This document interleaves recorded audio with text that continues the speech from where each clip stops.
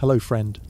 If you've landed here, chances are it's late, or at least late enough for your mind to whisper, just put something on to drift away. So, settle in, wiggle your toes, let your jaw unclench. Maybe slide one sock down, just a little for no reason other than it feels right. Tonight, you're not just getting a bedtime story, you're getting a slow, surprising look into the sheer emotional chaos of medieval love. We're exploring the baffling, often brutal, and occasionally absurd world of courtship in the Middle Ages, a time when love wasn't just blind, it was legally complicated, religiously policed, and often wildly inconvenient. It's calm, curious, and just weird enough to keep your mind gently engaged until it isn't. If that sounds like your kind of story, feel free to like and subscribe, no pressure. And let me know in the comments where you're listening from and what time it is. It's always comforting to see who's drifting off across the world. Now, dim the lights. Maybe turn on a fan for that soft background hum, and let's begin. Let's play pretend for a moment. You're a peasant in a medieval village. You've got hay in your socks. You smell like boiled turnips. And you've finally worked up the courage to tell someone you like them. Easy, right? Not even close. Because in the Middle Ages, dating wasn't just hard. It was a full-blown obstacle course, tangled in family politics, religious rules, legal contracts, superstition, and the occasional threat of eternal damnation.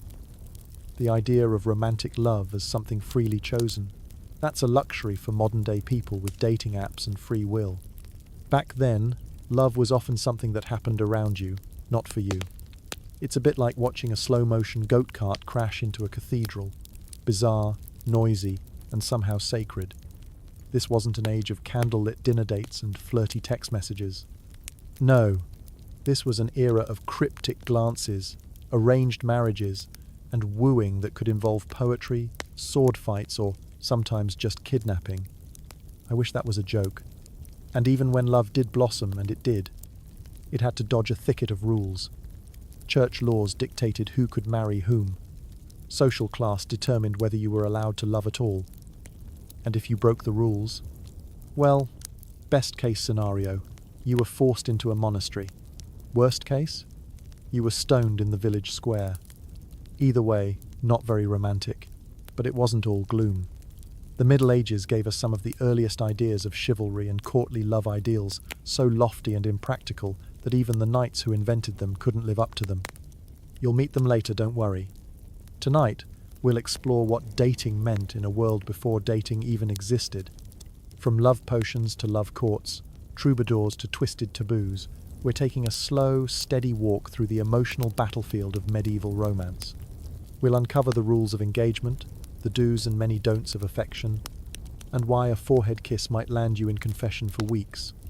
So get cozy, because we're about to untangle a love story told in church bells, parchment scrolls, and passive-aggressive embroidery. And by the end of it, you might just be thankful that your worst romantic disaster only involved ghosting, not a papal investigation. Before we dive into the awkward dances of courtship, it's worth understanding the mental wallpaper of the time. The way medieval people thought about love, marriage, and romance was entirely different from our modern view and, frankly, a little tangled in theology, guilt, and goats. You see, to be a person in medieval Europe was to live with your heart pinned firmly beneath the gaze of God. The church wasn't just a Sunday activity, it was the emotional and legal glue of society. It told you what to eat, when to fast, how to confess, and crucially for our story, who you could love, how you could love them, and whether that love would be punished or praised. At its core, marriage in the medieval world was not about love. It was about alliances, land, inheritance, and the eternal fate of your soul. It was a contract, a sacrament, and a tool of control, often all at once. The earliest medieval thinkers didn't even like the idea of romantic love, or as they might have called it, carnal foolishness. Passion was suspicious. Romantic desire was lumped in with sin, temptation, and the kind of behavior that would get you scolded by a very stern monk. Augustine of Hippo, one of the church's favorite philosophical party poopers, famously described sexual desire as something disordered, a post-Edenic malfunction of the human body. like hiccups or foot fungus, but far more damning. So imagine what that meant for dating. Any expression of attraction had to exist within a carefully regulated framework. Marriage wasn't just encouraged, it was required to sanctify sex and prevent communities from collapsing into moral chaos. But even then, people weren't exactly choosing their partners based on flirtation and shared interests in falconry. Instead, most matches were arranged often by parents, uncles, priests, or feudal lords. A woman's value was tied to her virginity and her dowry. A man's was often tied to his family name and how many pigs he had in his backyard. And if you were poor, you didn't always even get to choose marriage at all. In many villages, the local lord or priest played matchmaker, more for utility than affection. You there, goodman, with the strong back and 4 teeth, you'll marry the widow who owns the plough. That way the fields don't go to waste. Romantic, no? The idea of consent in marriage was also flexible. Technically, both parties were supposed to agree. But in practice, agreement could be a muttered yes under family pressure or a shrug at the altar. Some girls were married off as young as 12, boys around 14. Sometimes they didn't meet their spouse until the wedding day. At that point, do you take this person? Was more of a gentle warning than a question. And for nobles, things got even colder. Noble marriages were arranged across borders, sometimes before the kids could walk. Marriages sealed peace treaties, forged alliances, and transferred power between families. Princesses were shipped across the continent like parcels, often never seeing their family again. Love wasn't part of the deal, producing heirs was. That was your job. But, and here's where it gets interesting, people still fell in love. Even with all the pressure, structure, and sanctified matchmaking, human hearts remained, well, human. People had crushes. They wrote poems. They made up excuses to walk past someone's cottage at dusk. They snuck glances in church, flirted in meadows, and wrote painfully bad love songs on parchment. The church eventually had to come to terms with this fact. By the 12th century, marriage was officially recognized as one of the 7 sacraments. That meant it was holy, permanent, not to be taken lightly. And increasingly, theologians started to emphasize consent as a central piece of marriage. The idea that both parties had to freely agree, without coercion. A surprisingly modern twist, though again, easier said than enforced. And then there was the bizarre middle ground, clandestine marriages. 2 people could technically be married without witnesses, as long as they exchanged vows intending to marry, in the present tense. "I take you as my wife" was legally binding, even if whispered behind a barn. The church hated it. Parents hated it more. But the practice persisted for centuries, leading to endless confusion, lawsuits, and a lot of very dramatic stories, involving angry fathers and barefoot priests chasing couples through fields. So the early stages of dating in the medieval world were a strange mix. On one hand, love was dangerous, bodily, and sinful.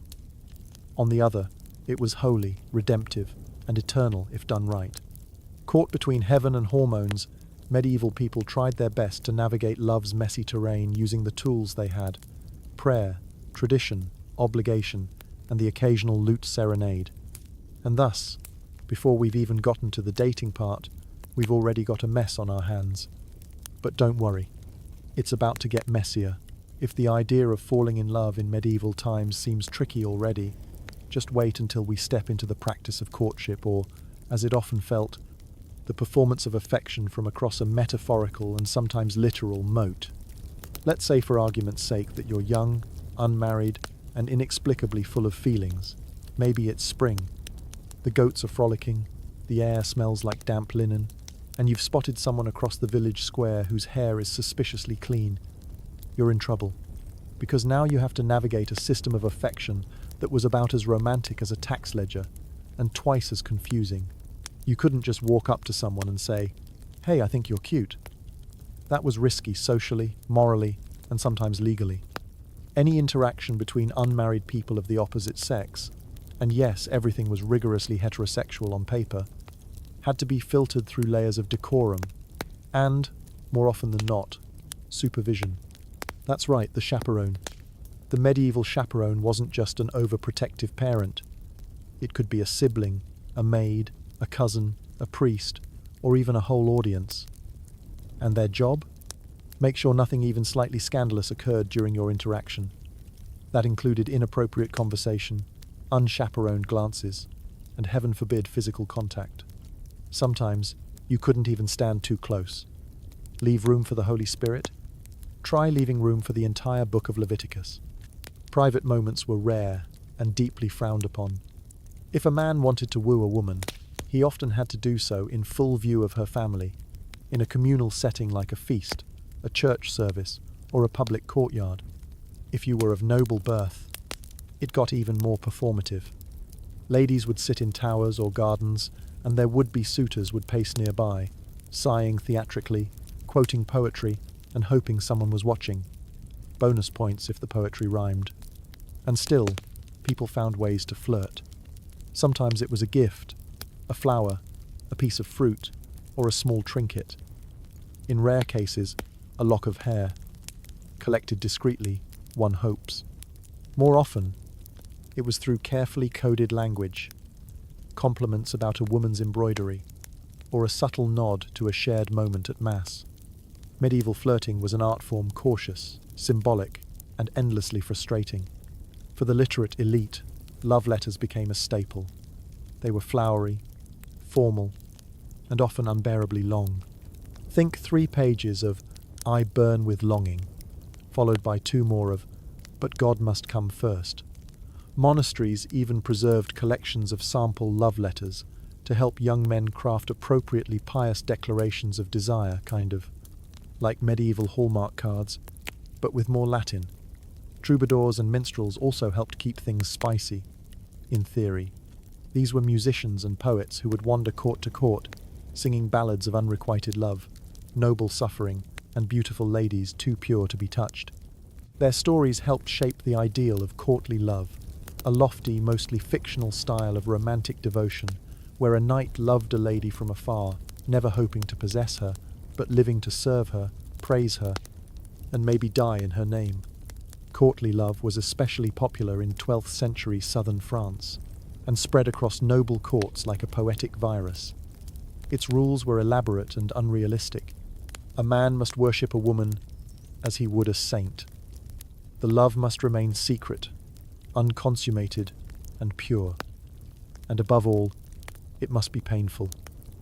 The more a man suffered for love, the nobler that love became. In practice, courtly love gave people an excuse to engage in flirtation under the guise of spiritual longing. A knight might carry a lady's favour, a ribbon, a glove into battle, or write her into his songs. A lady might drop a carefully timed compliment, or allow a small smile when he passed. That smile alone could send someone into poetic agony for weeks. But again, all of this was performance. Real dating, as we know it, didn't exist. There were no prolonged get-to-know-you phases, no coffee dates, no late-night walks. Every moment of interaction was weighed, watched, and often whispered about. Reputation was everything. A girl who flirted too freely could be labelled impure. A boy who spoke too boldly could find himself challenged to a duel or excommunicated, depending on whom he offended. And beneath it all lurked the constant pressure of marriage. Because unlike today, where dating might last weeks, months, or years, medieval courtship often aimed at one thing only: a fast, functional union. The sooner you could secure your social and economic future, the better. Love, if it happened, was considered a fortunate side effect. Still, humans being what they are, they found loopholes.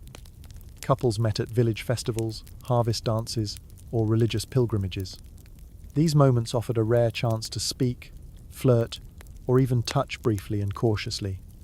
If you were really bold, you might try to steal a kiss behind a church wall. Risky? Yes. Forbidden? Definitely. Worth it? Probably. Sometimes the flirting escalated into scandal. In some towns, laws had to be passed to prevent night walking, a euphemism for young men sneaking out to visit women under cover of darkness. Some even tried to scale walls or climb into windows. Others used love tokens, personal items to make their intentions clear.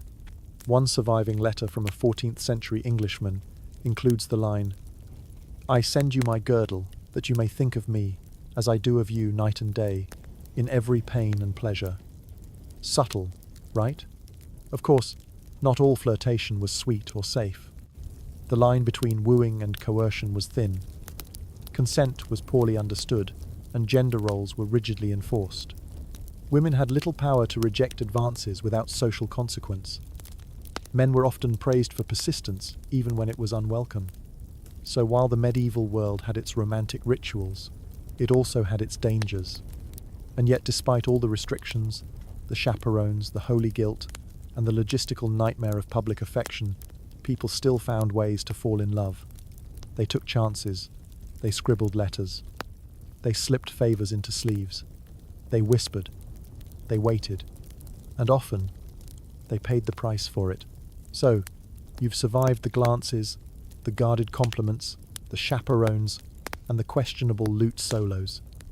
You've managed to win the heart, or at least the approval of the person you want to marry. Now what?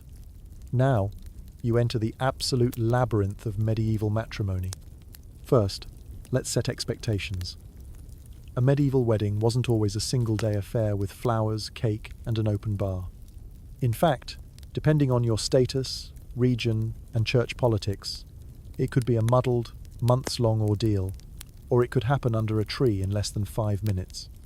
At its core, marriage was both a legal agreement and a spiritual sacrament. And that meant there were two forces vying for control: the church and local custom. Unfortunately, for anyone trying to just tie the knot and go home, those two forces rarely agreed. To start with, let's talk about bans. These were public announcements made in church, usually on 3 consecutive Sundays, declaring your intention to marry. This gave the community a chance to object, and object they did. A wedding could be stopped for all kinds of reasons. If someone was already betrothed, if they were too closely related, and by closely we mean fifth cousins could raise eyebrows, or if someone in town simply had feelings and decided to cause a scene. The whole thing was deliciously dramatic and deeply inconvenient. But once the bans were read, or, in the case of a noble marriage, a papal dispensation was purchased to ignore inconvenient bloodlines, the next step was the contract. Yes, a literal contract. Medieval marriages were often brokered like business deals. Families gathered to negotiate dowries, land, livestock, and future alliances. The bride's family might offer silver, linens, or a particularly fine goat. The groom's family might promise protection or political connections. Everyone signed something. If pens weren't available, fingers were pricked, and wax seals stamped. It was all very Game of Thrones. And then came the ceremony itself, which, despite modern expectations, didn't always take place in a church. Before the 13th century, many weddings occurred at home, at the town gates, or even at crossroads. All that was technically required was mutual consent, spoken aloud and in the present tense. I take you as my husband. I take you as my wife. Voila, married. No priest needed, though having one nearby certainly helped if things got messy later. Eventually, the church cracked down.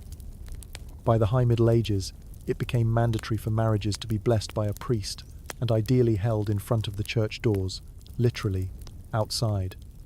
This was to make the union public, sacred, and less prone to he said, she said drama. And speaking of drama, let's talk about wedding traditions, which were a fascinating cocktail of the sacred, the superstitious, and the just plain strange. In some regions, brides wore their hair loose as a symbol of virginity. In others, they were crowned with herbs to ward off demons. Grooms might carry a sword for protection or intimidation, depending on the crowd. And in certain villages, the newlyweds were required to walk around town while people threw grain, shouted blessings, or pelted them with breadcrumbs. Again, romance. Then there was the hand fasting tradition, a symbolic binding of the couple's hands with ribbon or cloth. This practice, possibly rooted in earlier pagan customs, was meant to represent their unity. Think of it as an ancient prototype of the you may now kiss the bride moment, only with more knots and fewer lip germs. And the ring? It wasn't always part of the deal. Rings became more common later, particularly among the wealthy. But even then, they weren't necessarily exchanged by both parties. Often, only the groom gave a ring, typically plain, made of iron or gold, and it symbolized more than affection. It symbolized ownership. Yes, here's where things get uncomfortable. Legally, a wife became her husband's property, or at least his responsibility the moment they were wed. She couldn't own land independently. She couldn't testify in court against him. And if she ran away, well, he could legally drag her back. To make things even stranger, wedding nights weren't always private. In some royal courts, consummation had to be witnessed, not graphically, but symbolically. A crowd might accompany the couple to the bedchamber, toast them, and then wait outside the door for confirmation. Sometimes, items from the marriage bed like stained linens or garlands were displayed the next day as proof. It was less happily ever after, and more heavily monitored awkwardness. But for the average peasant, marriage was both more practical and more fragile. If you were poor, you might not even afford a priest. You might simply declare yourselves married and start living together. And since the church accepted consensual vows as binding, these unions were legally valid, though often frowned upon by officials. These common law marriages existed across Europe well into the 16th century, sometimes causing headaches when disputes or inheritances were involved. And sometimes, marriage wasn't the end but just the beginning of trouble. Disputes over dowries, accusations of impotence, claims that the vows were spoken under duress. Marriages could be annulled, but only under very specific and humiliating circumstances, like discovering your spouse was your third cousin, or that they were secretly a monk. Divorce, as we know it, didn't exist. Once married, you were in it for life unless the Pope said otherwise. So yes, the road to medieval matrimony was long, winding, and paved with red tape. It was full of ceremonies, contracts, sacred vows, and social landmines. And if you made it through all that, congratulations. You were now legally, spiritually, and financially entangled until death, plague, or papal annulment did you part. So, you've said your vows. The priest has muttered his blessings. The ring, if there was one, is firmly on a finger, and you've survived the awkward wedding night with minimal audience participation. Now comes the part everyone skips in the fairy tales: actual married life. Let's start with living arrangements. For the vast majority of people, peasants, artisans, lower-ranking townsfolk, home was a one-room cottage with a thatched roof, dirt floor, and very little privacy. You, your spouse, your children, your chickens, and sometimes even your pig all shared the same sleeping space. There were no his and hers towels, no separate bathrooms, not even separate beds, in many cases. The bed itself, if you had one, was usually a wooden frame stuffed with straw, leaves, or feathers, and covered in linen or wool. If you were wealthier, it might be elevated and draped with curtains not just for privacy but to keep out drafts, rats, and nosy in-laws. And the idea of a honeymoon? That didn't really exist unless you count the tradition in some regions of drinking mead, a honey-based wine, for a month after marriage, which may be where the term originated. But vacations? Spa days? Romantic retreats? Try communal laundry and planting barley. For women, marriage meant a radical shift in daily life. A wife became a caretaker, a cook, a cleaner, a seamstress, and most importantly, a childbearer. Her value in the community often rested on her ability to produce healthy children, especially sons. And childbirth in the Middle Ages was no gentle process. There were no epidurals, no sterile tools, no doctors in gloves, just midwives, herbal remedies, and a whole lot of praying. Many women died in childbirth. Those who didn't often found themselves pregnant again within a year or two. Large families were common partly for survival, partly due to lack of contraception, and partly because the church frowned heavily on any form of birth control. The belief was, marriage sanctifies sex, and sex should be open to life. Full stop. That said, medieval people weren't clueless. Folk remedies and herbal concoctions were passed down through generations, some acting as primitive contraceptives or abortifacients, but using them was risky. If discovered, you could face public shame, or worse, ecclesiastical punishment. For men, married life was a balance of labour, status, and ideally leadership. A husband was expected to provide for his family, oversee their religious duties, and make decisions on behalf of the household. He was also legally responsible for his wife's actions. If she broke the law, he could be held accountable, sometimes even punished in her place. But despite these traditional roles, marriage in the medieval world wasn't always oppressive or joyless. Many couples shared real affection. There are surviving letters, wills, and court records that show glimpses of tenderness, husbands who left everything to their wives, wives who defended their husbands in court, couples who struggled together through famine and plague. In fact, for poorer households, cooperation was key. A married couple was an economic unit. They worked side by side in the fields, in the kitchen, at the market. A blacksmith's wife might run the books. A farmer's wife might manage the household accounts and teach the children. And many women worked outside the home, especially in trades like brewing, midwifery, spinning, or textile production. Even so, the power dynamic remained uneven. A husband could beat his wife legally as long as he didn't kill her or maim her. Church authorities preached moderation, encouraging husbands to be kind and gentle, but the law was vague. There were protections against excessive violence, but the bar was low. Wives had few legal options if abused. Divorce was virtually non-existent. Separation was rare and required proof of extreme cruelty, desertion, or infidelity. And speaking of infidelity, things get even more lopsided. A wife caught cheating could be publicly shamed, beaten, or worse. A husband, on the other hand, might get a stern talking to from his priest and a few days of penance.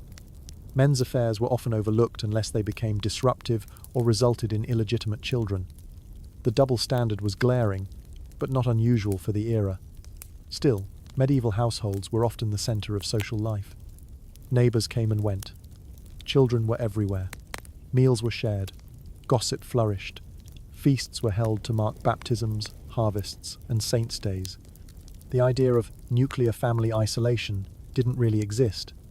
Your marriage was woven into the fabric of your village, your faith, your lineage. And despite the pressures, many couples found ways to be happy. One surviving letter from a 15th century English woman named Marjorie Paston tells her husband that she prays for his health every day and misses his merry company. Another from a French merchant to his wife describes her as his heart's comfort and soul's joy. These weren't grand poetic declarations. They were ordinary words, scribbled in ink, sent across muddy roads by candlelight. Even amid hardship, love found its way in. Of course, not every marriage thrived. Some devolved into bitterness, resentment, or quiet endurance. But others flourished, sustained not by grand gestures, but by shared labour, laughter, and maybe a good meal now and then. So while medieval marriage was far from the romance novels often transactional, sometimes brutal, and always constrained, it was also deeply human. Two people trying to survive together, under leaking roofs and watchful eyes, and maybe just maybe sharing a joke over the breakfast porridge, even if the pig was snoring in the corner. If medieval marriage was a tapestry stitched with duty and doctrine, then forbidden love was the frayed edge, dangerous, alluring, and stubbornly resistant to rules. Because even in a world tightly bound by faith, family, and feudal contracts, people still fell in love with the wrong person.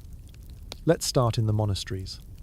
Monks and nuns were, in theory, entirely devoted to God. They had taken vows of chastity, poverty, and obedience. Their lives were meant to be spent in quiet prayer, manual labour, and the rejection of earthly desires. But as you've probably guessed, human hearts don't always cooperate. Throughout the Middle Ages, there were whispered tales of clandestine romances between monks and local girls, between nuns and visiting priests, even between cloistered individuals themselves. Most of these stories ended in disgrace, exile, or being locked in a room with bread and water for weeks. In some cases, The offending parties were publicly flogged or paraded through the town as penance. And yet, the allure of love, even in the cloister, persisted. One infamous case from 12th century France involved Peter Abelard, a brilliant philosopher and theologian, and Heloise, his student. Their affair became legendary, not just for its intensity, but for its consequences. When Heloise became pregnant, Abelard arranged for her to stay with relatives. They married in secret. But when her family found out, they were furious, and in an act of vengeance, had Abelard castrated. Heloise was sent to a convent. Abelard became a monk, and they spent the rest of their lives writing letters to each other, tender, philosophical, aching letters that survive to this day. Their story became one of the great cautionary tales of medieval forbidden love. A brilliant man undone by passion, a brilliant woman confined to the cloister, and a romance remembered more for its pain than its joy. But monasteries weren't the only breeding ground for illicit love. Let's talk about mistresses. Among the nobility, it was not uncommon, though still officially frowned upon, for powerful men to keep mistresses. These were women who lived outside of wedlock, but shared a romantic and often physical relationship with a married man. Some mistresses wielded real influence, particularly if their lover was a king or duke. Others lived quietly in the shadows, dependent on gifts, favors, or secret visits. The church condemned these relationships, of course, but enforcement was spotty, especially when the offender was a wealthy patron of the local abbey. Some nobles even had their mistresses live on their estates, under polite euphemisms like companions or housekeepers. And while the women often faced social stigma, they could also enjoy certain freedoms denied to wives: no legal obligations, no childbirth expectations, and, in some cases, genuine affection. But not all forbidden love was about proximity or power. Sometimes it was about class. A nobleman in love with a servant, a knight drawn to a common girl, a widow entangled with a travelling friar. These romances were considered dangerous, not just because they defied social boundaries, but because they hinted at a world where love mattered more than hierarchy. And that terrified the establishment. There are records of couples punished for mixing ranks, especially if a noblewoman dared to engage with someone of lower birth. Her family might force her into a convent. Her lover could be imprisoned or worse. Love across class lines wasn't romanticized, it was treated as a threat to the entire feudal order. And then there were the love stories that dared to cross gender lines. While officially erased or suppressed, there are faint traces of same-sex relationships in the medieval record, often buried beneath layers of euphemism or accusation. Some were expressed through deep, emotionally intense friendships known as particular friendships, especially within monasteries or convents. Others emerged in poetry, like the ambiguous verses of Rumi or the passionate letters exchanged between religious scholars. There are even surviving legal cases where men were tried for sodomy or women accused of unholy union. The language is often vague, the details blurred, but the implication remains. Love in all its forms persisted, even when society denied it. And when forbidden love was discovered, no matter the form, the consequences could be devastating. Couples were excommunicated, families torn apart, reputations ruined. In some cases, people were executed. More often they were banished, forced into repentance, or locked away in spiritual confinement. But sometimes, forbidden love was simply ignored. The community turned a blind eye. The priest gave a warning and moved on. The lovers continued in secret, writing letters, meeting in barns, inventing code words for "I miss you" and "I'm still yours." And those quiet stories, unrecorded, uncelebrated, may be the most common of all. Because no matter how many rules were written, no matter how many sermons were preached, love remained the one part of life that refused to follow orders. It climbed over convent walls. It snuck in through the back door. It whispered under the cover of midnight bells. It defied kings, popes, and parish gossips. It endured. Imagine, if you will, a world where love wasn't just a feeling, it was a game. One with rules, with judges, with punishments for incorrect emotional conduct. And yes, with written manuals to help you play it properly. Welcome to one of the most bizarre corners of medieval history, the structured, ritualistic, often contradictory world of courtly love. We've touched on it already, this idea that a knight might pine for a noble lady from afar, worshipping her like a saint, writing songs in her name, and performing great deeds in the hope of earning her glance, her ribbon, or a polite nod at mass. But this wasn't just a poetic trend, it was, at its height, a full-blown philosophy, with rules more rigid than a monastic order. And the man responsible for codifying much of it was Andreas Capellanus, a 12th century chaplain at the court of Marie de Champagne, daughter of Eleanor of Aquitaine, more on her in a bit. Andreas wrote a book, a rather unexpected one, titled De Amore, or The Art of Courtly Love. Think of it as the medieval version of a dating self-help guide, written with a strange mix of irony, theology, and genuine confusion. In it, he outlines the rules of love, actual rules, such as, marriage is no real excuse for not loving. He who is not jealous cannot love. A new love puts to flight an old one. Every act of a lover ends in the thought of his beloved. There were 31 of these, and they read like a cross between a romantic manifesto and an emotional fever dream. They suggested that true love must be secret, painful, idealized, and preferably not within marriage. In fact, Andreas made it clear that the highest form of love was one that remained unfulfilled. So yes, the best love was the one that hurt the most. Good luck with that. But Andreas didn't stop at theory. He also included imaginary dialogues between knights and ladies, arguing over whether love could exist between rich and poor, old and young, even between clerics and nuns. These were bizarre, philosophical role plays that read like dramatic soap operas in Latin. And while many scholars think Andreas wrote De Amore partly as satire mocking the excesses of noble flirtation, people took it seriously. Or at least, they enjoyed pretending they did. Which brings us to one of the strangest inventions of the medieval elite, the court of love. Yes, you heard that right. A court, like, with judges. But instead of hearing property disputes or criminal accusations, this court judged affairs of the heart. These courts were often held in noble households, particularly those of powerful women like Eleanor of Aquitaine and her daughter Marie. The ladies of the court would gather sometimes with troubadours, sometimes with books, and rule on imaginary love cases. Can a man love 2 women at once? Is it better to be rejected honestly or deceived kindly? Should a lady accept a gift from a man she does not love? They debated. They delivered verdicts. They handed down sentences. And while much of it was ceremonial, it reflected a very real social phenomenon, the idea that love had laws and that breaking them carried consequences. Even real-life nobles got caught up in this. Love letters were evaluated like legal documents. Public flirtations could lead to scandal, and a failed courtship could damage your reputation almost as much as a failed battle. But this lover's law concept wasn't confined to nobles and poets. The church, ever eager to keep things orderly, also created its own manuals on love and marriage. These weren't exactly romantic. They were more like theological instruction booklets, filled with rules about when couples could be intimate.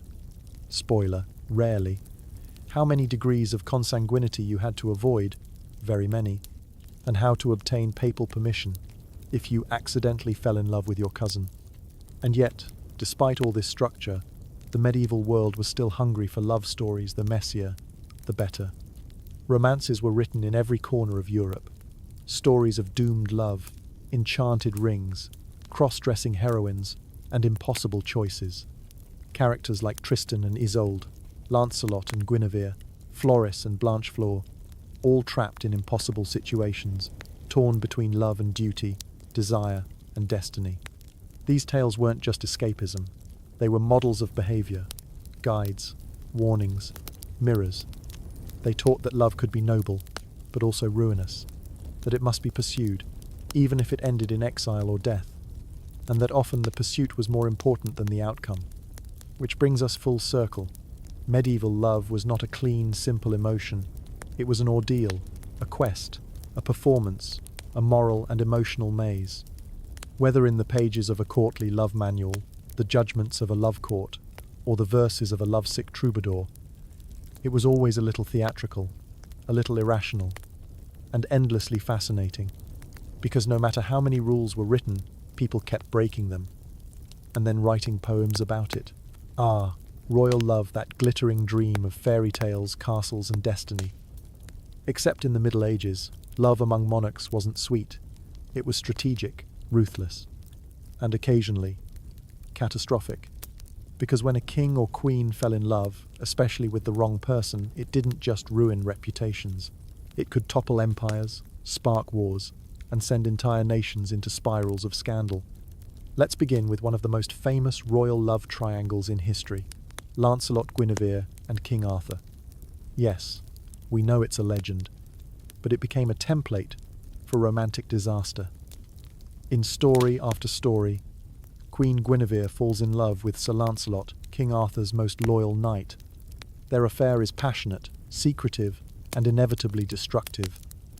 When it's discovered, it fractures Camelot, splits the Round Table, and dooms the kingdom. But why did this story resonate so deeply in the medieval imagination?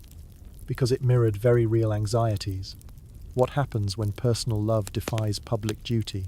When the queen's heart doesn't align with the crown's needs? When loyalty to a person clashes with loyalty to a position? The Guinevere-Lancelot saga wasn't just entertainment. It was a warning. And the warning came true, many times over. Take, for example, Eleanor of Aquitaine, Duchess, Queen of France, Queen of England, Mother of Kings, and lover of poetry, power, and perhaps a few scandalous secrets. Eleanor married King Louis VII of France at just 15. Their union was more political than passionate, and their personalities clashed. She was bold, clever, and unafraid to speak her mind. He was pious, reserved, and often overwhelmed by her. After years of mutual frustration, including a failed crusade where she allegedly wore armor and marched alongside the soldiers, they sought an annulment. The official reason? Consanguinity. The real reason? They just didn't get along. But Eleanor didn't retreat into a convent. Instead, she married Henry Plantagenet, who soon became King Henry II of England. Together, they ruled a vast empire and produced some of the most dramatic family squabbles in medieval history. Henry was brilliant, ruthless, and unfaithful. His most infamous mistress, Rosamund Clifford, was called the Fair Rosamund and became a figure of legend. Eleanor, humiliated and furious, eventually supported her sons in rebellion against their father. The result? She was imprisoned by her own husband for 16 years. Love, duty, betrayal. Lock her up and throw away the key. And then there's Edward II of England, whose intense relationships with two men, Piers Gaveston and later Hugh Despenser, shook the kingdom. Edward's favoritism toward Gaveston was seen as excessive, even romantic. He showered him with titles, lands, and constant attention. The nobles were enraged. Gaveston was eventually exiled, then hunted down and murdered by Edward's own barons. After Gaveston's death, Edward turned his affection toward Hugh Despenser, which only deepened the resentment. His queen, Isabella of France, eventually allied with a rebel army, deposed her husband, and most likely sanctioned his grisly death. He was imprisoned, allegedly tortured, and famously, though questionably, rumoured to have died from an extremely undignified assault involving a red-hot poker. Again, fairy tales these were not. In France, King Philip IV's daughters-in-law were caught up in the Tour de Nesle affair, a scandal involving secret affairs, accusations of adultery, and public executions. 2 princesses were found guilty of cheating on their royal husbands. They were imprisoned in remote castles, their lovers executed. One princess may have even died from mistreatment. The scandal shook the Capetian dynasty and inspired centuries of gossip, literature, and paranoia about female loyalty and royal bloodlines. Even in Spain, love rocked the realm. Joanna of Castile, known to history as Juana la Loca. Joanna the Mad was so passionately in love with her husband, Philip the Handsome, that when he died young, she allegedly refused to bury him. For months. She travelled with his embalmed body, opening the coffin periodically, refusing to let go. Whether this was true madness or exaggerated myth, the story captured Europe's imagination. a queen undone not by power or war, but by grief. And then we come to Anne Boleyn, technically post-medieval, but deeply rooted in medieval traditions of courtship, scandal, and punishment. When King Henry VIII fell in love with Anne, he was already married to Catherine of Aragon. But Anne wasn't interested in being a mistress. She wanted a crown. Henry, obsessed and determined, broke from the Catholic Church, established the Church of England, and divorced Catherine, triggering a religious and political earthquake across Europe. Anne got her crown, but she didn't get a happy ending. After just 3 years of marriage, Anne was arrested, charged with adultery, incest, and treason charges widely believed to be false. She was executed at the Tower of London, her head removed with a French sword in a display of royal efficiency. One love affair, one kingdom divided, one queen beheaded. Over and over, royal love stories in the Middle Ages ended not in roses, but in ruin. Because for the crowned and the courted, love wasn't just personal, it was public. Every glance, every whisper, every touch could be politicized. Alliances rose and fell on the strength of a kiss. A badly timed affair could spark a civil war. A jealous heart could redraw the map. The stakes were never just emotional. They were existential. And yet, even with all that power, pomp, and peril, they still fell in love. They still wrote poems, still gave trinkets, still risked everything for someone who made their heart beat faster in the middle of a throne room. In a time when marriage was expected, love was legislated, and everyone from peasants to princes was nudged toward romantic entanglement. What happened if you just didn't want any of it? Believe it or not, medieval society had its share of refusers, recluses, and quiet resistors, people who turned their backs on romance, marriage, and the exhausting performance of public affection. Some did it out of faith.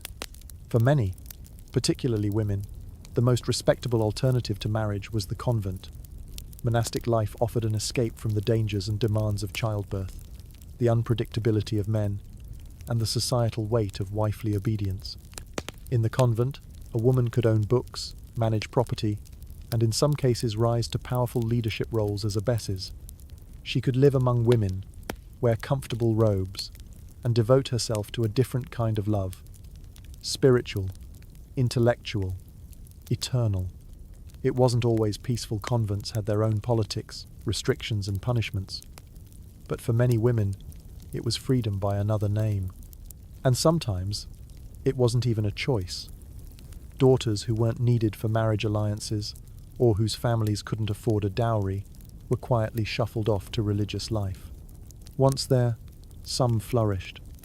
Others mourned what they had lost and left behind letters that still ache across the centuries. Men too took vows of celibacy.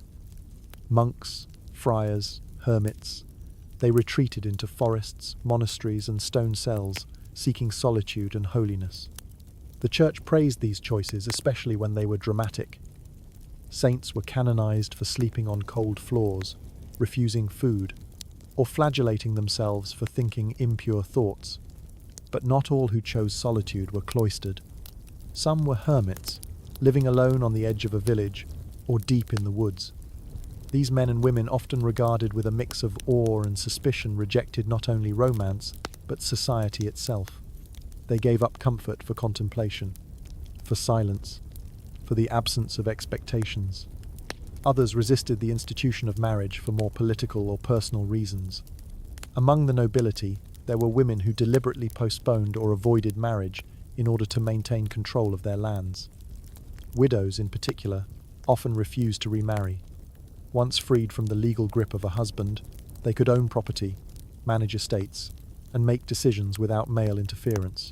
Some became patrons of the arts, founding churches, commissioning manuscripts, or running businesses. One example? Marjorie Kempe, a 15th century mystic from England who had 14 children, then insisted on a life of chastity within her marriage and travelled across Europe as a pilgrim. Her book of Marjorie Kempe is considered one of the first autobiographies in English. And then there were the quiet rebels, people who didn't enter religious life, who weren't political figures, who simply didn't marry. Maybe they were too poor, maybe too odd, maybe too interested in their craft, their trade, their chickens, or the stars. Society didn't quite know what to do with these people. They were called spinsters, bachelors, witches, eccentrics. They were gossiped about, occasionally admired, and sometimes feared. Because in a world where everyone was supposed to pair off, the ones who didn't were deeply unsettling. What secrets did they keep? What desires did they suppress? What freedoms did they quietly enjoy? And not all rejection of love was voluntary. Some people lived with unrequited affection, quietly, bitterly, sometimes beautifully. They pined for someone they couldn't have, a married woman, a higher-ranking noble, a childhood friend who vanished in the plague. Their love never bloomed, but it endured, unspoken and undefeated. Others were marked as unfit for love by society's harsh standards. Too old, too sick, too poor, too strange. Their solitude wasn't chosen, but assigned, and they bore it in silence. Or, in some cases, they turned it into wisdom, and then softly, subtly, we arrive at those who simply didn't feel it. In a time before we had words like asexual, aromantic, or non-binary, there were surely people who just didn't want romantic or sexual connection, who lived quiet lives, misunderstood perhaps, but whole in their own way. We may never know their names, because history rarely records the lives of those who do not stir scandal, but their presence is written in the gaps, in the uncrowded cottages, in the long, unbroken lines of parish registers, in the never-married column of forgotten census scrolls. They walked beside the love stories, not inside them. They sat at feasts, smiling faintly at the poems. They turned away from the dance, and still they lived. Not every medieval life was shaped by romance. Not every story had a suitor, a serenade, or a secret kiss. Some stories were quieter, slower, no less rich, and perhaps in their own way, even more free. In a world where love was dictated by class, church, and custom, people still yearned for a little bit of control. Because let's face it, whether you were a ploughman or a princess, the heart didn't always behave. It ached when it shouldn't. It ignored logic. It chose badly. It longed for someone who didn't know you existed. Or worse, someone who did, but didn't care. So what did medieval people do when they wanted to win affection and had run out of options? They turned to magic. Not the Harry Potter kind, with wands and explosions. This was quieter magic, earthy, domestic, rooted in old traditions, whispered instructions, herbal remedies, and desperate hope. Let's begin with love potions, those mysterious mixtures brewed by hedge witches, wise women, or the occasional daring apothecary. Recipes varied wildly. Some were harmless: rosewater, honey, mint, and a bit of crushed lavender. Others, not so much. They included ingredients like crushed beetles, bat's blood, mandrake root, or disturbingly often bodily fluids. The goal was to influence the will or stir desire, usually by slipping the potion into a drink or food, a medieval smoothie if you will, with deeply questionable ethics. Were they effective? Probably not. But believing they worked sometimes mattered more than whether they did. Of course, the church condemned love potions, lumping them in with sorcery, temptation, and heresy. But people kept using them anyway, especially in rural areas where folklore and medicine blurred. Next came charms and spells, short incantations meant to attract love or protect against heartbreak. These could be written on parchment and worn around the neck. Others were whispered over fire, buried in crossroads, or traced in chalk on a bedroom wall. Some required moonlight. Others involved knots in hair, in string, in cloth, each tied with a spoken wish. If you've ever heard the phrase, tying someone's heart in a knot, it likely has roots here. And there were amulets, these magical tokens, stones, bones, herbs sewn into pouches, were said to draw affection or protect against envy and betrayal. Some were passed down through families. Others were purchased secretly in the market from someone who said they used to know things. And while love magic was mostly practiced in the shadows, there were moments when it appeared in plain sight. For example, in medieval Islamic and Jewish cultures, Love charms and talismans were inscribed with prayers, verses, or sacred geometry. These were meant to call upon divine assistance, blending spirituality and desire in complex, poetic ways. But for Christians in Western Europe, love and sin were tangled. So while people used magic, they rarely admitted it. A woman might boil a love potion for her neighbor's son, just in case. A man might wear a herb-filled charm, only for luck. The language was coded, the intention quietly tucked between hope and fear. Not all magic was about attraction, though. There were also breakup spells. Yes, medieval people had spells to end love. Some were prayers begging God to remove desire. Others were superstitious rituals involving untying knots, burning letters, or walking backward around a church 3 times while chanting the names of saints. Sound ridiculous? Maybe. But heartache makes people inventive. And when magic failed, they turned to pilgrimage.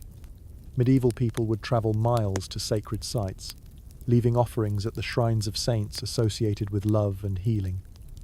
Some saints specialized in reconciliation, others in fertility, and a few like Saint Valentine became unofficial patrons of the desperate and the romantically doomed. People would leave locks of hair, scraps of fabric, carved wooden hearts. They'd pray, weep, ask for signs. And sometimes they got what they wanted, or thought they did. That was part of the enchantment, the belief that the universe might still be persuaded. That somewhere, in all the rules and rituals, there was room for mystery. Because while the church offered sermons, and the poets offered metaphors, magic offered something else entirely. Possibility. A chance to shape the uncontrollable, to whisper to fate, to say, "I see you, love, and I'm coming for you," even if I have to mix rose petals with goat milk and chant in the garden at midnight. Even now, some of these old superstitions still echo in modern traditions. Throwing rice at weddings, an old fertility charm. Wearing something borrowed, something blue. Tying cans to the back of a car. Making a wish when the clock hits 11:11.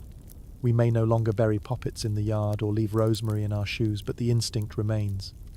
To wish, to believe, to hope. Because love, in all its forms, has always felt a little magical. Love, like time, leaves traces. Not just in the heart, but in the margins of parchment, the folds of letters, and the verses of songs that somehow survived candlelight, war, and mildew. In the Middle Ages, most romances went unwritten.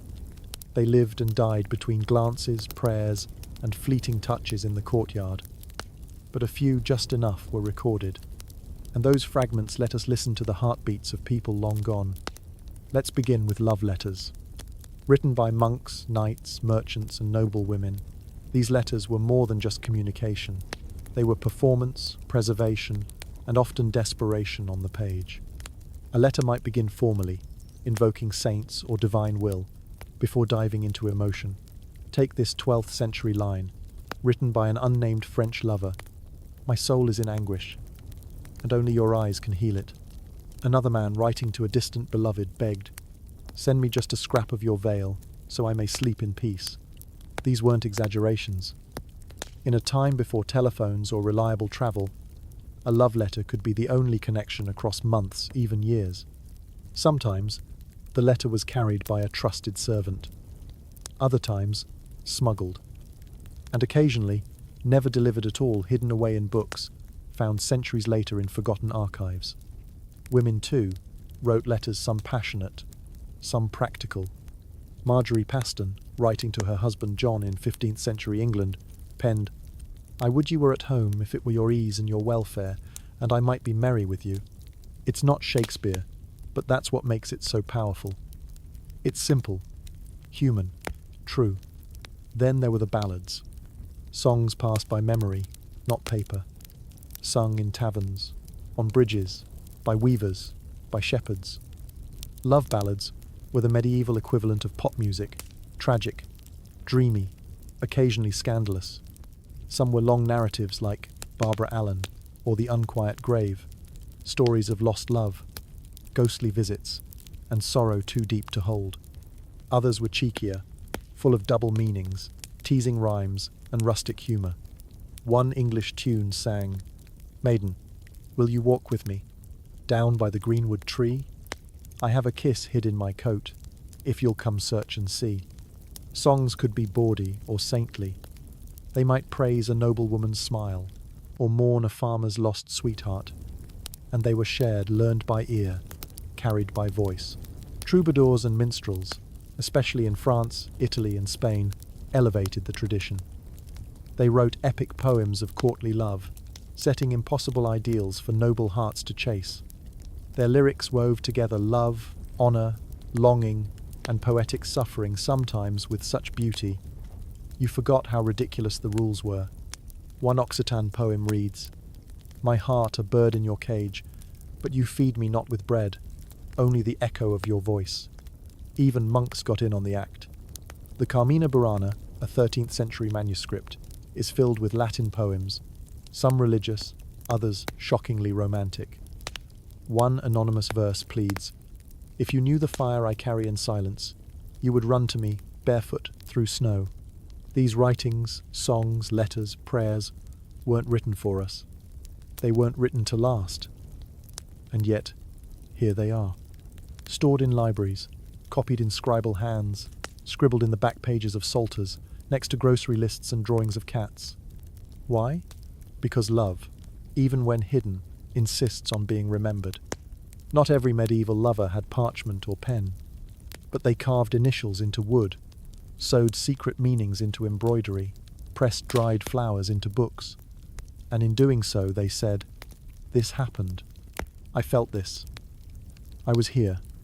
Even in the legal records, which are usually dry and stern, love sometimes slips through.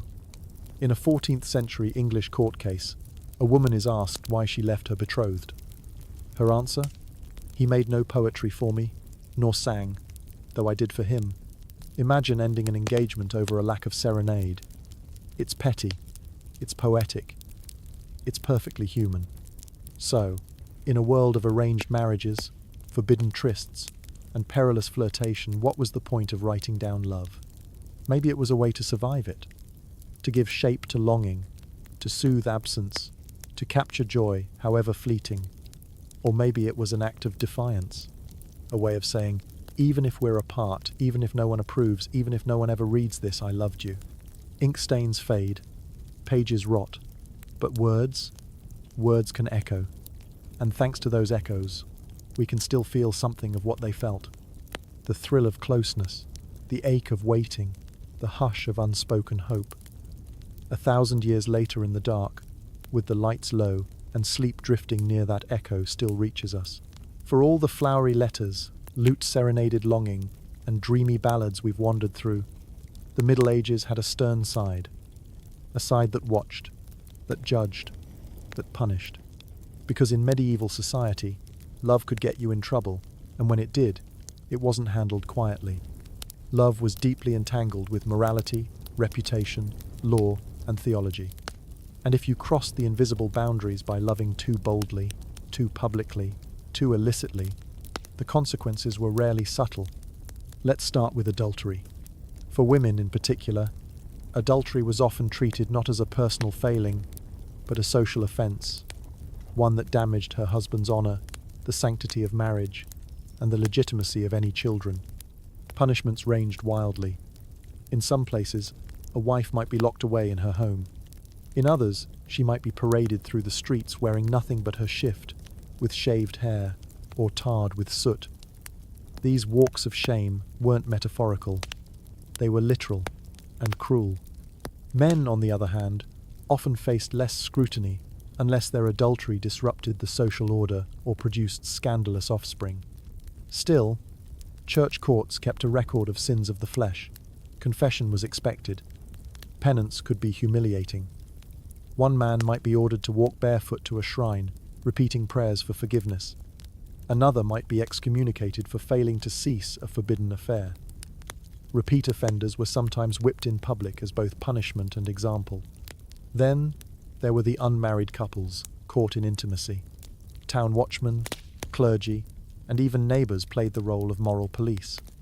Lovers caught in barns, fields, or behind churches were dragged before local tribunals, where they might be fined, exiled, or forced to marry quickly and without ceremony. In some cases, forced marriage was the official punishment for premarital sex. The logic? You broke the rules, so now you're stuck with each other. Medieval justice wasn't exactly concerned with romance. One recorded case in England shows a couple who were publicly beaten after they were found embracing near a well fully clothed, but too familiar. The judgment stated, they behaved as if wed, though they were not, and must be reminded of virtue with the rod. Other times, punishments were theatrical. Some towns made adulterers wear donkey ears or ride backwards on a donkey through the village. Others locked couples into a cucking stool, a kind of seesaw contraption, and dunked them in cold water while the crowd jeered. The goal wasn't just correction, it was humiliation. And if magic was involved, like love potions, charms, or spells, things got even worse. Inquisitions could accuse women of sorcery, especially if a man fell in love unnaturally or abandoned his wife. Love spells were seen as manipulative, even demonic. The woman might be interrogated, imprisoned, or burned, depending on the mood of the court. Even married couples could get caught in the church's net. There were rules. So many rules about when sex was allowed. Not during Lent, not on Sundays, not during pregnancy, not within 3 days of receiving communion. The list went on.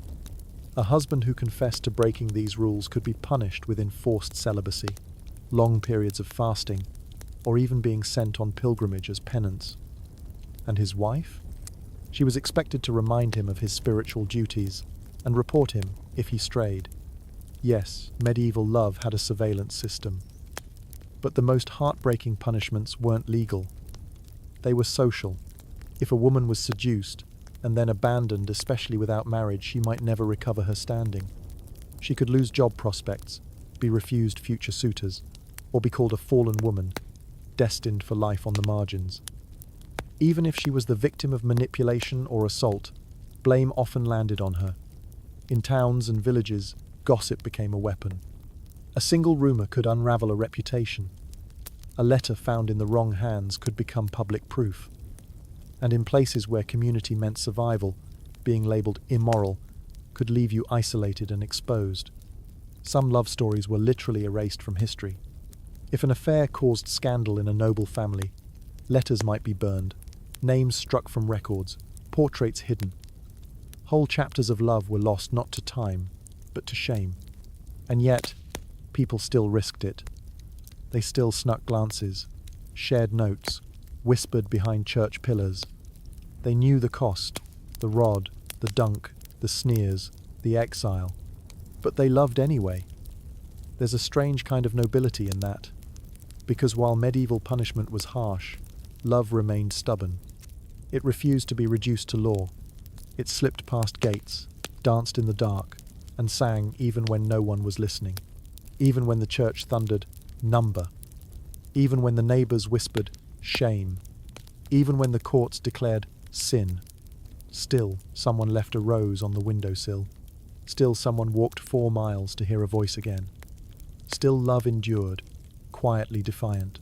Before there were text messages, emojis, or handwritten valentines sealed with wax, love was shared through symbols, some subtle, others bold, all carefully chosen.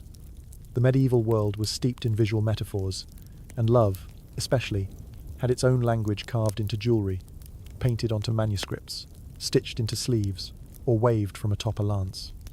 Let's start with something familiar, the heart. We all know the heart symbol, 2 rounded lobes dipping into a point. But did you know that in the early Middle Ages, people didn't associate that shape with love at all? In fact, the shape we now call a heart was originally used in manuscripts to represent ivy leaves, fig leaves, or even pine cones, all symbols of endurance and fidelity. Over time, especially by the 13th and 14th centuries, it began to shift, morphing into a stylized organ, then a symbol of romantic devotion. By the late Middle Ages, you could find heart-shaped pendants, carvings, and illustrations, sometimes pierced with arrows, sometimes aflame, sometimes crowned. The association with courtly love was growing, and the heart began its journey toward Valentine's Day iconography. But love was never just about the heart. It was also in the hands. A common image in medieval art and jewelry was the clasped hands, two right hands joined together, sometimes within a circle or ring. This motif symbolized union, fidelity, and affection. It was called a fade ring, from the Italian mani in fade, hands in faith. Fade rings were often exchanged as engagement or wedding tokens. The idea was simple and beautiful. This is my hand. Take it. Trust it. It's yours. In illuminated manuscripts, love scenes might depict a knight offering his hand to a lady, or two lovers touching fingertips in the margins, surrounded by birds, vines, or geometric flourishes. And speaking of birds, they were everywhere in love symbolism. Doves, of course, represented purity and devotion. But swans were another popular choice mates for life, graceful in movement and melancholic in song. Sparrows, on the other hand, were a bit more mischievous, often symbolizing lust or youthful infatuation. Then there were heraldic symbols, part of the elaborate system of coats of arms and banners used by noble families. These symbols weren't always romantic, but some carried meanings tied to love and longing. A red rose might signify passion, a blue forget-me, not remembrance, a white lily purity, a pomegranate fertility. Even animals were used metaphorically. Lions for bravery, deer for gentleness, peacocks for beauty, and perhaps a little vanity. A knight might display his beloved's colours on his shield, or wear her favour a scarf, glove, or ribbon into battle or at a tournament. This wasn't just fashion, it was declaration. To wear someone's colours was to say, publicly and proudly, my heart belongs to her. My loyalty, my service, my risk, all for her glance. In manuscript marginalia, those whimsical illustrations in the outer borders of books, artists played with these symbols. You might find lovers shaped like snails, or knights jousting with quills instead of swords. Sometimes, animals were used to stand in for humans, rabbits exchanging rings, dogs holding letters in their mouths. It was humorous, strange, and tender, because even in the margins, love insisted on being seen. Gifts, too, were steeped in symbolism. A small mirror might mean, I see you, do you see me? A lace-edged handkerchief might be perfumed, a trace of scent for the absent lover. A small carved wooden comb was a strangely common token of affection, perhaps suggesting care, attention, or the desire to smooth life's tangles together. But the most powerful symbols weren't objects at all, they were gestures. A glance held a second too long, a bow that dipped lower than expected, a dance brief, careful but unforgettable, a name whispered in prayer or in confession. These small acts carried weight. Meaning, consequence, because in the medieval world, where love was regulated and reputation fragile, a single gesture might say more than 1,000 letters. And sometimes, symbols were all that lovers could share. When a union was forbidden, a secret glance or hidden emblem was all they had. A drawing slipped beneath a chapel door, a flower tucked into a sleeve, a word in code, carved into a bench or written in the dirt with a stick. These quiet messages said, I remember, I wait, I still feel it. And while time faded the ink, and the objects have long since turned to dust, the language of love, its symbols, signs, and subtle echoes remains. Even now, we send hearts through phones, wear rings, whisper meanings into flowers. The language hasn't died, it's simply changed dialects. Every love story, no matter how grand or humble, eventually reaches its twilight. Sometimes that ending is sharp, a death, a betrayal, a marriage to someone else. Other times, it's slow, a letter unanswered, a gaze no longer returned, a heart quietly learning to stop hoping. In the Middle Ages, love didn't always end in dramatic tragedy. More often, it ended in silence. But even that silence was rarely empty. Let's begin with loss. When a lover died in battle, childbirth, plague, or pilgrimage, the surviving heart had no therapy, no support group, no romantic movies to sob through. Instead, there were prayers, poems, and long walks through fields that once held meaning. Many widowed women chose to never remarry even if they were young. Some entered convents. Others became relics of their love, preserving the memory of their spouse in daily rituals. lighting candles, keeping a ring tied around their neck, wearing black for years. One 14th century woman from Burgundy reportedly wore her husband's cloak every day until her death. It smelled of wood smoke and rain. She said it helped her sleep. Men grieve too, though often more quietly. A widowed merchant in Paris once wrote in his journal, "My house is full of bread and yet empty. She is not here to say, 'Eat.' There's something raw in that. The ache not of romance, but of routine shattered." Some medieval mourners turned to writing. They penned elegies, short laments, often mixing religious comfort with personal sorrow. A priest in 1382 wrote, "She died while I was reading psalms for her. I read them still, but my voice is softer now." Others built chapels or made donations in their beloved's name. This wasn't just generosity, it was a way of binding memory into stone and ritual. But love didn't only end in death. It sometimes simply stopped. Perhaps the couple fell apart through distance, disagreement, or the creeping weight of unmet expectations. Maybe the passion faded, or worse, turned to indifference. One poem by a 15th century English scribe begins with admiration and ends with this line, "She spake sweetly, but she knew not my name. And now I thank her for that forgetting." That's a medieval version of closure, bitter but oddly gentle. Sometimes the heart tried to move on. New relationships were forged, often out of necessity rather than romance. Love became partnership. Partnership became quiet survival. And for some, that was enough. But even then, echoes lingered. There are countless accounts of dreams people visited in sleep by lost lovers, sometimes for comfort, sometimes to scold. One widow swore her husband appeared to her every Easter, whispering, "I have not forgotten the bread you made." Some called them ghosts, others called them memories. Either way, they came uninvited, familiar, and terribly real. Love, once lit, does not always go out cleanly. It smoulders. It hides in songs. It presses itself between the pages of Bibles, tucked behind birth dates and names no longer spoken aloud. In the darker corners of folk belief, there were rituals for letting go. One involved walking to the edge of a grave at midnight and whispering the lover's name 3 times, followed by a vow. "I release you, and I wait no longer."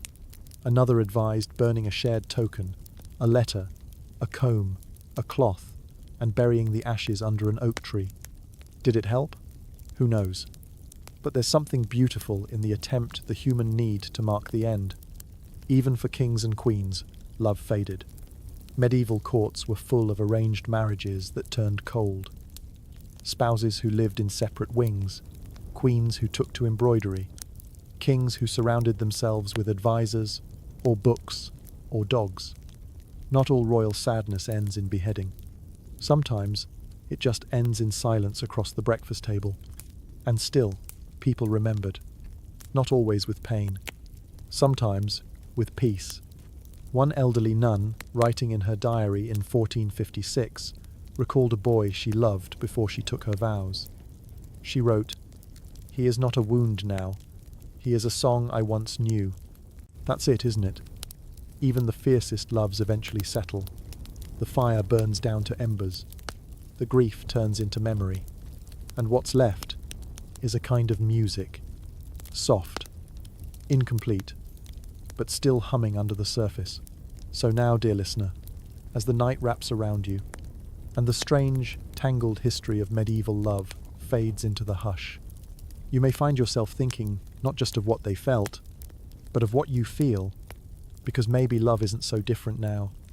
It's still complicated, still fragile, still worth the risk, and still full of gestures, potions, letters, rules, ghosts, and hope. So if you've ever loved boldly, or foolishly, or waited for someone who never came, or smiled at a name you haven't said out loud in years, you're in good company. You're part of a story older than any parchment, bigger than any kingdom. And if you're listening to this with someone you love beside you, or with someone you miss tucked quietly into your thoughts, well, the medieval world would recognize that too. And somewhere, a troubadour might write a song for it. Before we drift into silence, let's take one last unexpected detour not into legend, but into the real lives of a family whose letters somehow survived the centuries. Meet the Pastons, a wealthy but not noble English family living in Norfolk in the 15th century. Thanks to an accidental act of historical preservation, and perhaps a little nosiness from later generations, hundreds of their personal letters have come down to us. Among them, love letters, not from kings or poets, from ordinary people, writing in clumsy English, full of crossed-out words, spilled ink, and aching hearts. One of the most touching examples comes from Marjorie Paston, the daughter of the family patriarch, who fell in love with her father's bailiff, Richard Caillé. Marjorie's family was horrified. Richard was of lower status, and they had other plans for her. They separated the couple. Letters were intercepted. Marjorie was watched, but she kept writing. One letter from Richard, written around 1469, says, "My dear lady and most worshipful mistress, I cry you mercy that I disturb you so with my writing, but I know not how else to ease my sorrow." Marjorie replied in secret, "I love none but you. I shall never wed man on earth but you, though I die for it." Eventually, the two eloped. They married in secret. The family, furious, tried to get the union annulled. But here's the twist. The church sided with the couple. Because Marjorie had freely consented even if her family disapproved, the marriage was valid. The bishop confirmed it. Richard and Marjorie stayed together. We don't know how happy they were in the long run. Life was hard. There were lawsuits, wars, debts. But those letters? They remain tender, messy, very human. And they remind us that even amid rigid systems and high stakes, love still found its way through. Through paper, through distance, through the lock on a chest, and the gap under a door, and across time to us. And now, we close the final chapter. The flickering torchlight dims. The parchment curls at the edges. The lute goes quiet. Somewhere, in the stone silence of a forgotten abbey, a heart once beat faster over a whispered name. Somewhere, a knight stared out from a tower window, waiting for a reply that never came. Somewhere, a girl in a field pressed a ribbon to her lips and let go of a dream. And here you are, safe, still, warm. If your eyes are heavy now, that's fine. If your thoughts are drifting, that's perfect. Let them float, back through ivy-covered gardens, candlelit halls, and the hum of distant chants. Back to a world where love was awkward and sacred and doomed and beautiful and oddly not so different from our own. Rest well, friend.